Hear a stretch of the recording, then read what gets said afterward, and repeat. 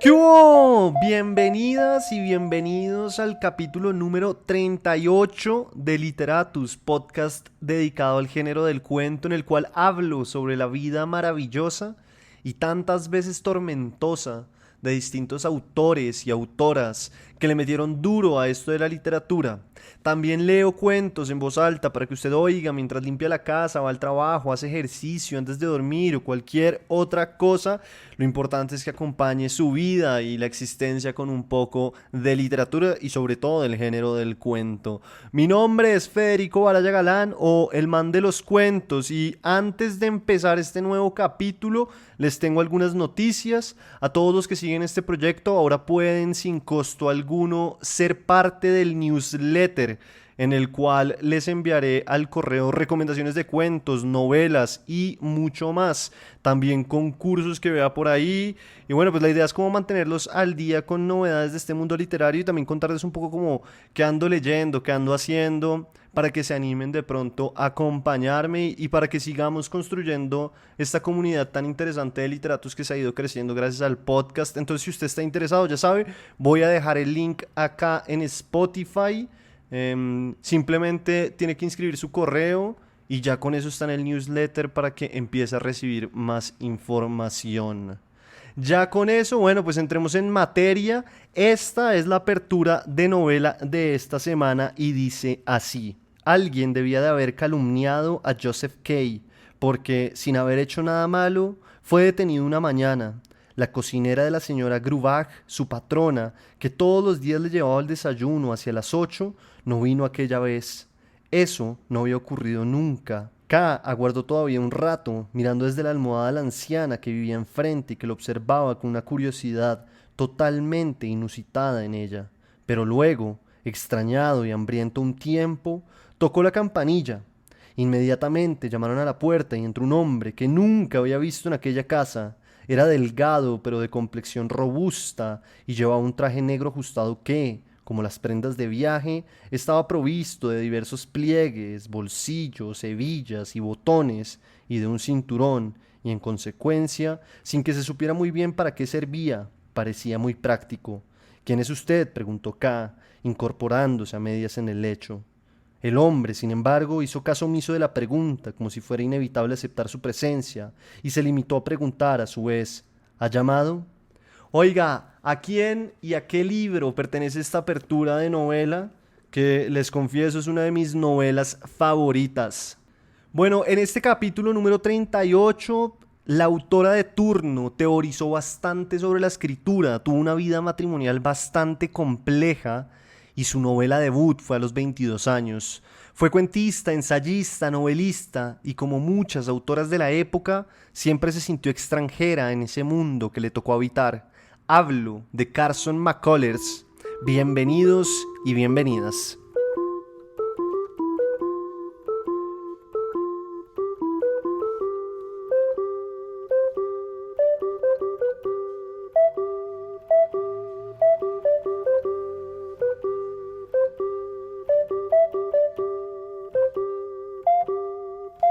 Nació el 19 de febrero de 1917 en Columbus, Georgia, hija de Lamar Smith, dueño de una joyería, y de Vera Waters.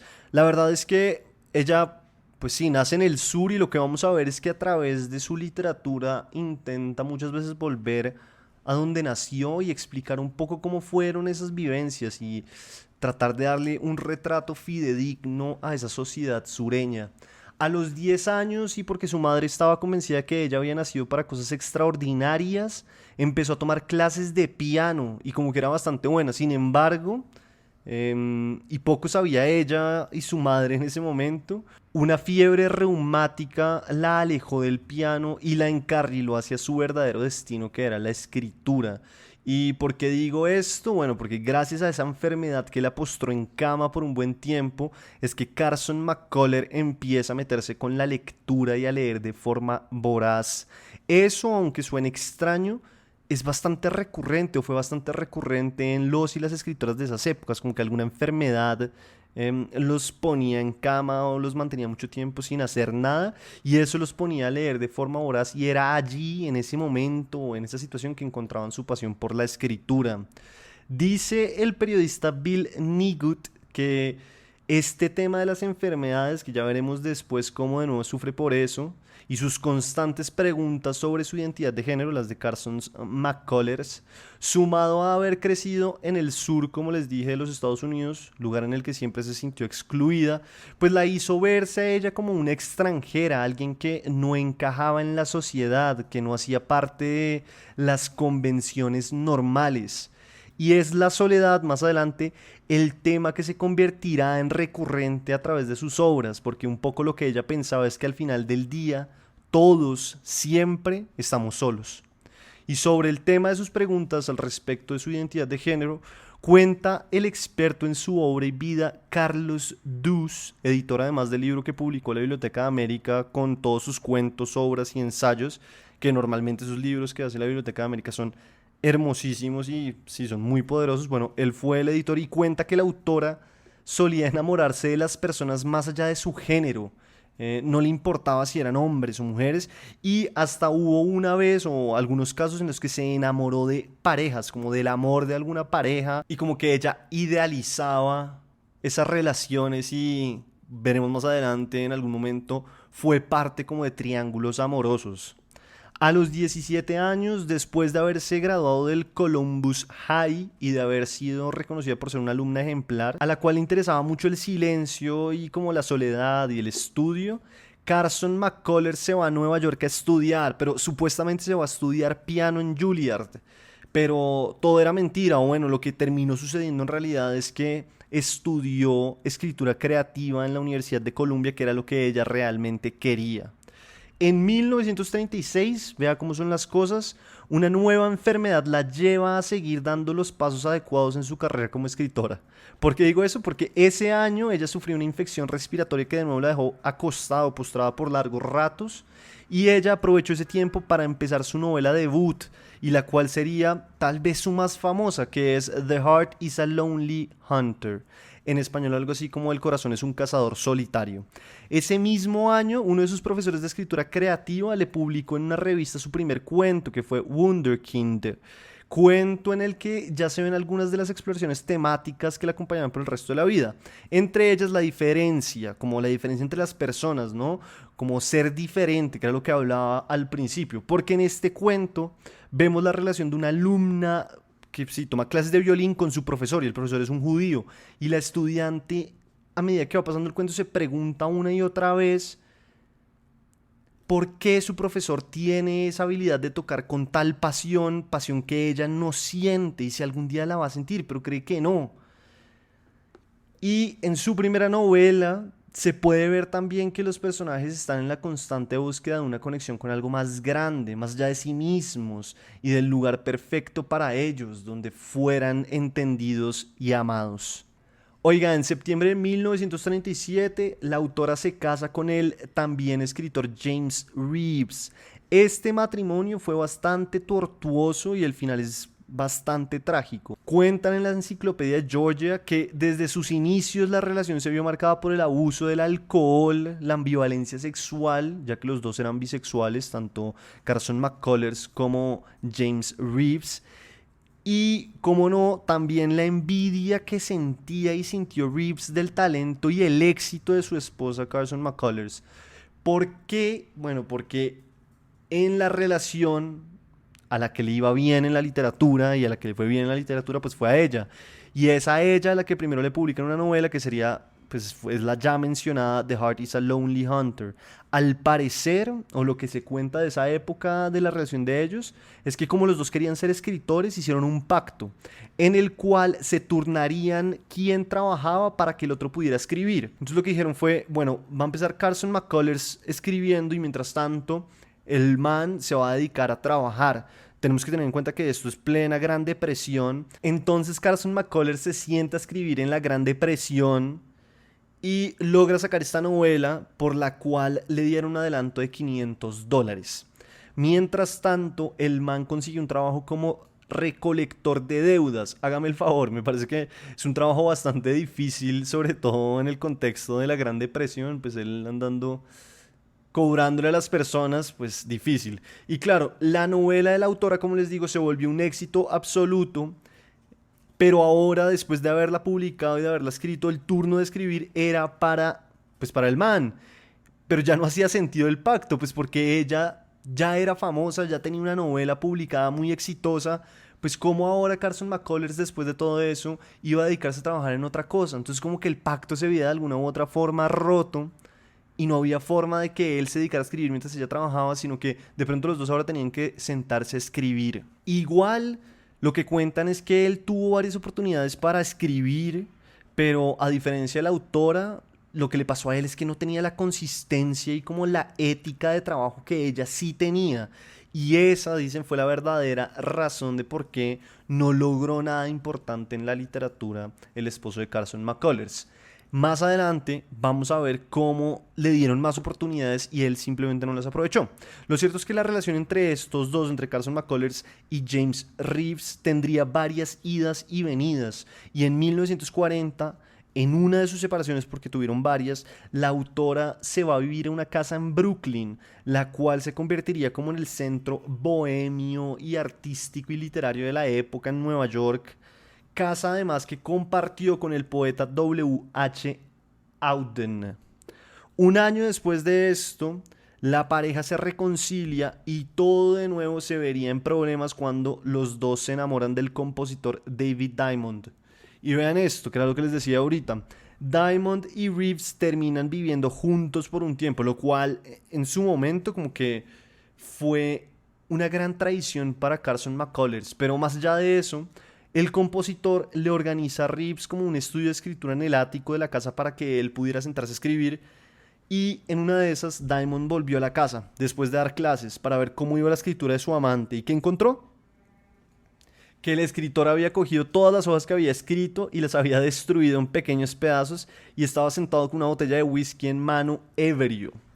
Toda esa experiencia de sufrimiento con ese triángulo amoroso, Carson McCullers después lo convirtió en la novela que se llama The Ballad of the Sad Café, que los que han leído a Carson McCullers recomiendan mucho esta novela, dicen que es su mejor novela. Y lo que dicen también los expertos es que dentro de la obra de Carson McCullers, los mejores años o los años en los que produjo las obras más importantes fueron entre 1943 y 1950. Pero bueno, volviendo al matrimonio, después de todas estas cosas, la pareja vuelve a separarse y como el padre de Carson McCullers se muere, ella se va a vivir con su familia, madre y hermana a Nyack, lugar en el que vivirá hasta su muerte, a pesar de que tiene como unas idas y venidas en otros lugares. Lo que me parece increíble es que después de oír todo esto uno diría, listo, después de terminar, volver, terminar de nuevo, enamorarse los dos de otra persona, vivir una relación tan tormentosa, pues ya no hay nada más de qué hablar ni razón aparente para verse. Pero en este caso, en este matrimonio, aún quedaba un capítulo. En 1953, oigan bien, la autora se va a vivir cerca a París, de nuevo con Reeves. Y allá, mientras iban en un carro, andando por las afueras de la ciudad, el man, póngale atención a esto, le propone que se suiciden. Tenía ya las cuerdas para que se colgaran juntos y la autora, temiendo por su vida, pues logra como regresar a Estados Unidos y escaparse de su esposo. Pocos días después el man, firme con su consigna, se suicida, eso fue en 1953 como les digo, y lo encuentran en una habitación de hotel en Francia muerto. Lo que cuentan los que conocen mucho de la vida de Carson McCullers es que el esposo tuvo o tenía muchos problemas psicológicos, enfermedades mentales, y que varios de sus hermanos además que padecían seguramente también de estas enfermedades mentales, se habían suicidado, entonces como que él era uno más dentro de la familia que lo hacía. El caso es que háblenme de relaciones tóxicas y esta de Carson McCullers con su esposo. Durante los últimos años de vida de la autora, pues se le vio bastante afectada por problemas de salud. Tuvo o sufría de parálisis debido a distintos infartos y además de esto se le sumó a la decepción que se llevó por la poca acogida que tuvo la segunda obra de teatro que escribió, la cual cerró después de menos de 47 funciones en Broadway. Eso fue en 1957. Casi 7 años después, mientras trabajaba en su autobiografía, sufrió el último infarto cerebral que la mantuvo en coma por casi 47 días hasta que finalmente murió. El cuento que les traigo hoy se llama El arte y el señor Mahoney, y si uno lo lee así de pasada nomás, sin poner mucha atención, como que se llevaría la impresión apenas de que es una anécdota.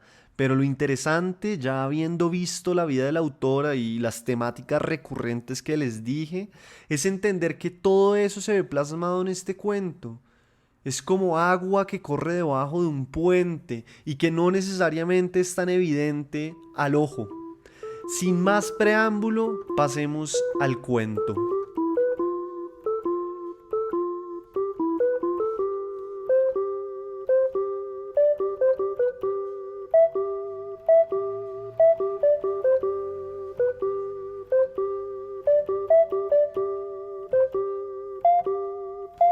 El arte y el señor Mahoney. Era un hombre grande, contratista, y estaba casado con la pequeña y perspicaz señora Mahoney, muy activa en el club y en los asuntos culturales. Sagaz hombre de negocios, poseía un almacén de ladrillos y un taller para desbaratar y cepillar madera. El señor Mahoney se manejaba pesadamente, con dócil afabilidad, bajo la dirección de la artística señora Mahoney. Su mujer lo tenía bien entrenado. Estaba acostumbrado a hablar de repertorio y a escuchar conferencias y conciertos con la adecuada expresión de sumiso pesar. Era capaz de hablar de arte abstracto e incluso había tomado parte en 2 de las producciones de Little Theatre, una vez de mayordomo, la otra de soldado romano. El señor Mahoney, diligentemente entrenado, tantas veces amonestado, ¿cómo había podido ser responsable de que cayera sobre ellos semejante vergüenza? El pianista de la noche era José Iturbi y se trataba del primer concierto de la temporada, una función de gala. Los Mahoney habían trabajado mucho durante la campaña en pro de la Liga de las Tres Artes. El señor Mahoney, él solo, había vendido más de 30 bonos de temporada. A los más cosmopolitas entre sus conocidos del mundo de los negocios, les habló de los conciertos programados como de un orgullo para la comunidad y de una necesidad cultural. Los Mahoney habían prestado su coche y, en el escenario de su nueva casa de estilo Tudor, encerada y adornada con flores para la ocasión, habían obsequiado a los abonados con una fiesta al aire libre, con 3 criados negros uniformados de blanco que sirvieron los refrescos. El indudable prestigio de los Mahoney como mecenas del arte y de la cultura se lo tenían bien merecido. El comienzo de la fatídica velada no dejó entrever lo que se preparaba. El señor Mahoney cantó en la ducha y se vistió con minucioso cuidado.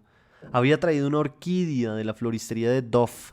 Cuando Ellie pasó de su habitación, en la nueva casa tenían habitaciones separadas aunque contiguas, él estaba cepillado y resplandeciente en su etiqueta, y ella, que llevaba la orquídea en el hombro de su vestido azul de crespón, se mostró satisfecha, le dio unas palmaditas en el brazo y dijo: «Estás muy apuesto esta noche, Terence, de lo más distinguido». El cuerpo robusto del señor Mahoney se estremeció de felicidad y se le encendió el rostro, rubicundo, con sienes de venas bifurcadas. «Tú siempre estás igual de hermosa, Ellie, siempre deslumbrante. A veces no entiendo por qué te casaste con...». Su mujer lo calló con un beso. Iba a haber una recepción después del concierto en casa de los Harlow y, por supuesto, los Mahoney estaban invitados. La señora Harlow era la jefa de la manada en aquel prado de las cosas más selectas. ¡Ah! Cómo despreciaba él y aquellas expresiones tan vulgares. Pero el señor Mahoney había olvidado todas las veces que había sido necesario llamarle la atención mientras caballerosamente le colocaba a su mujer el chal sobre los hombros. La ironía fue que, hasta el momento mismo de su ignominia, el señor Mahoney había disfrutado con el concierto más que ninguno de los anteriores. No fue preciso escuchar nada del serpeante y tedioso Bach, y cuando el pianista tocó una pieza con ritmo de marcha, se encontró varias veces llevando con el pie el compás de la música. Mientras permanecía allí sentado, disfrutando de aquella pieza, miraba de cuando en cuando a Ellie. El rostro de su mujer tenía la expresión de dolor petrificado, inconsolable, que adoptaba siempre que escuchaba música clásica en un concierto. En los descansos entre interpretaciones se ponía la mano en la frente con aire trastornado, como si soportar tanta emoción fuese demasiado para ella. El señor Mahoney, por su parte, aplaudía con entusiasmo, agitando mucho sus rosadas manos regordetas, feliz con la oportunidad de moverse y reaccionar. En el descanso, los Mahoney salieron por separado al vestíbulo. Terence se encontró con que le tocaba aguantar a la anciana señora Walker. Estoy deseando que llegue Chopin, dijo ella. Siempre me gusta la música menor. ¿No le pasa a usted lo mismo? Imagino que disfruta usted sufriendo, respondió el señor Mahoney. La señorita Walker, la profesora de inglés, replicó sin demora. Es la melancolía del alma celta de mi madre. Sus antepasados vinieron de Irlanda, ¿sabe? Sintiendo que, de algún modo, había dado un paso en falso, el señor Mahoney dijo torpemente: «También a mí me gusta la música menor». Tip Mayberry lo cogió del brazo y le habló en tono de camaradería. «Ese tipo aporrea conciencia a los marfiles». El señor Mahoney adoptó un tono reservado. «Tiene una técnica muy brillante». «Aún nos queda una hora», se lamentó Tip Mayberry. «Ojalá nos pudiéramos escapar tú y yo». El señor Mahoney se apartó discretamente. Por su parte, le gustaba el ambiente de las representaciones y de los conciertos en el Little Theatre, las telas y los prendidos de flores de las señoras y las correctas etiquetas de los caballeros.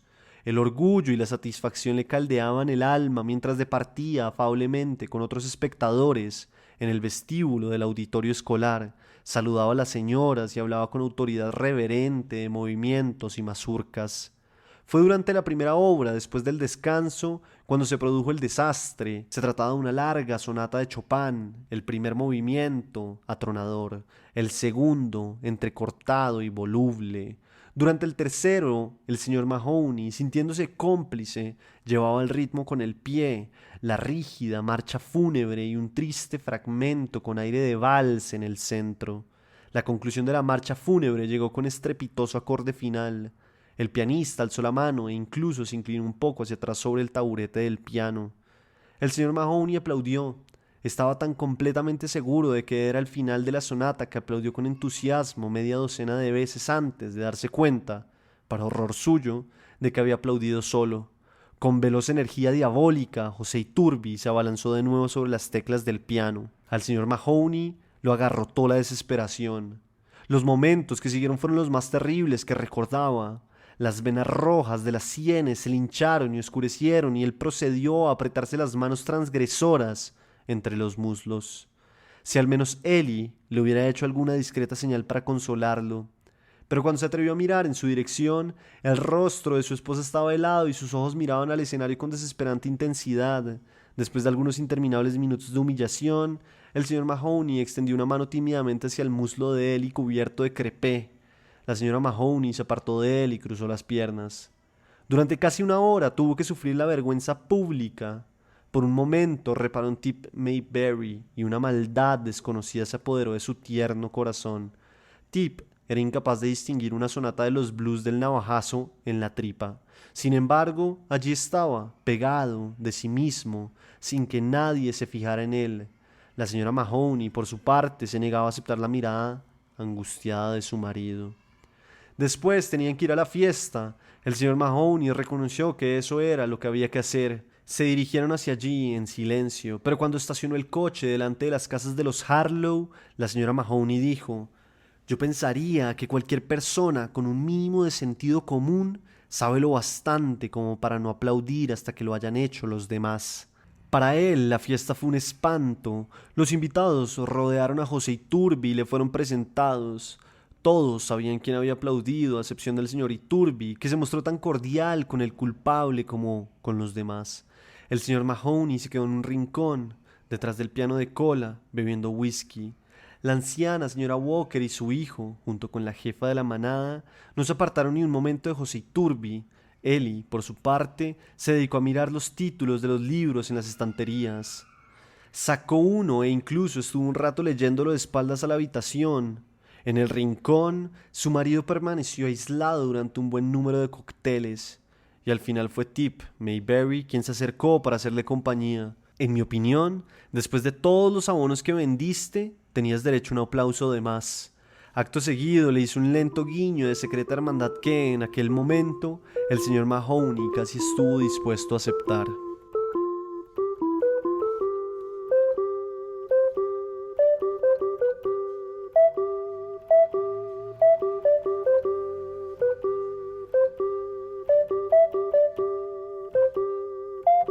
En este capítulo número 38, la autora de turno fue Carson McCullers y el cuento leído fue El arte y el señor Mahoney. La apertura leída del capítulo pasado dedicado a Ray Bradbury fue Lolita de Vladimir Nabokov.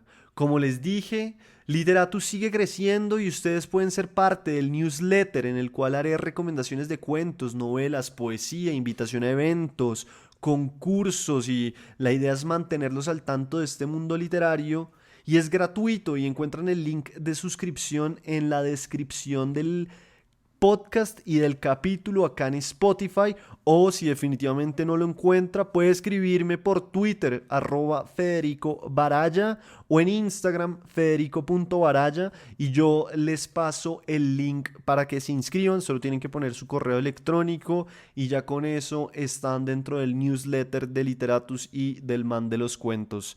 Muchas gracias por oír este capítulo y nos oímos en un siguiente capítulo para conocer más de el género del cuento y las vidas fantásticas y trágicas de los autores.